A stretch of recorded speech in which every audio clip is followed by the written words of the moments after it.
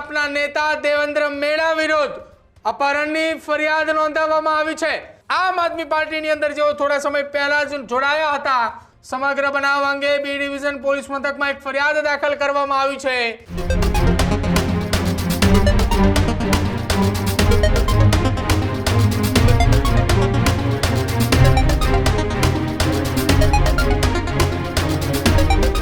દાહોદથી એક મહત્વપૂર્ણ સમાચાર સામે આવી રહ્યા છે કે જ્યાં આમ આદમી પાર્ટીના કાર્યકર્તા ઉપર અપહરણની ફરિયાદ દાખલ થઈ છે।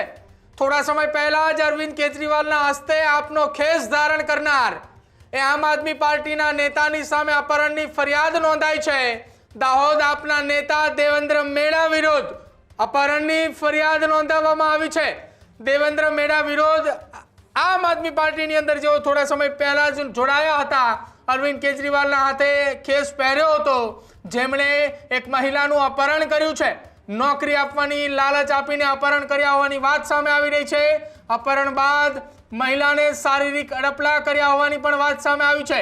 સમગ્ર બનાવ અંગે બી ડિવિઝન પોલીસ મથકમાં એક ફરિયાદ દાખલ કરવામાં આવી છે। હાલ તો સમગ્ર ઘટનાને લઈને દાહોદ પોલીસે દેવેન્દ્ર મેડાની અટકાયત કરી છે। દેવેન્દ્ર મેડા વિરુદ્ધ અગાઉ પણ હથિયાર સંબંધિત ધારા અનુસાર ગુનાઓ નોંધાઈ ચૂક્યા છે। આપણે જણાવી દઈએ, હજી થોડા સમય પહેલા જ તેઓ આમ આદમી પાર્ટીમાં જોડાયા છે। તેઓએ ભૂતકાળની અંદર બીટીપીના પ્રદેશ પ્રમુખ તરીકેની પણ જવાબદારી નિભાવી ચૂક્યા છે।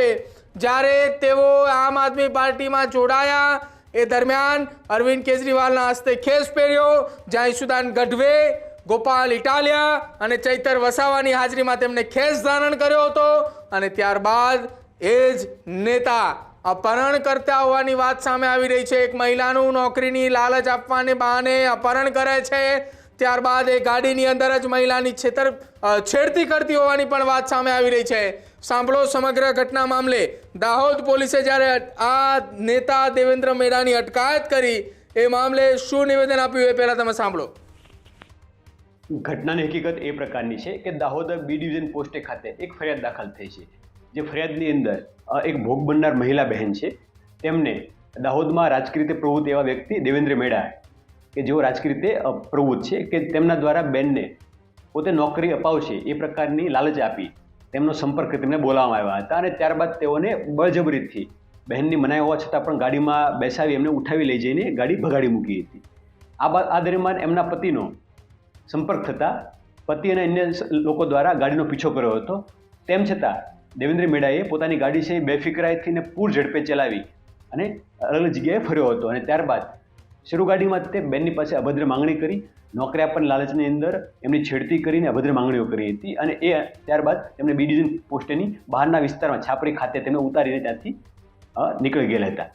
ત્યારબાદ આ અન્વયે મહિલા બહેન દ્વારા ફરિયાદ આપવામાં આવી હતી અને ફરિયાદ થતાં પોલીસ દ્વારા તેમને અટક કરવામાં આવી છે અને હાલમાં દેવેન્દ્ર મેડા પોલીસની કસ્ટડીમાં છે।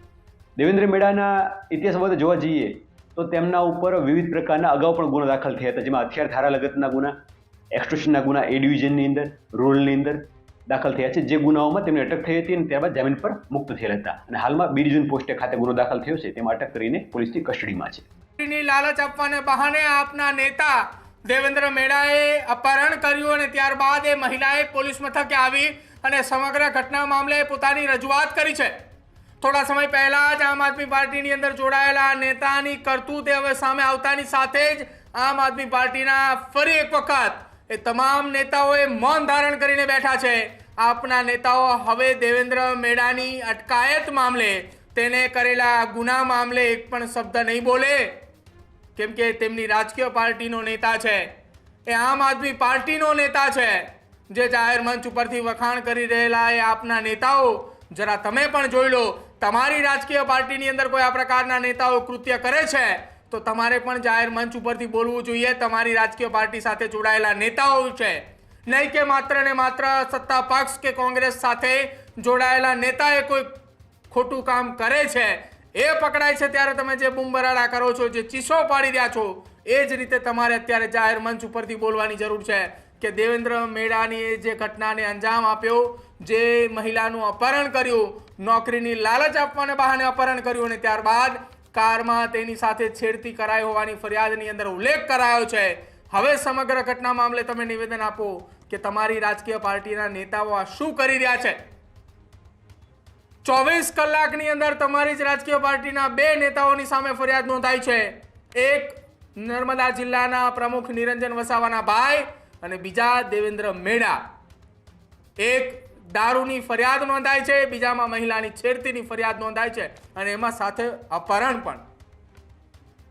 હવે ચર્ચા ગુજરાતની રાજનીતિમાં શરૂ થઈ છે કે શું આમ આદમી પાર્ટી સાથે જોડાયેલા નેતાએ કોઈ ગુનાને અંજામ આપે છે તો આપના નેતાઓ, પ્રદેશ કક્ષાની જે કમિટીની ટીમો છે એ શું માત્ર ને માત્ર મૌન ધારણ કરશે કે પછી આ મામલે પણ કોઈ જવાબ આપશે?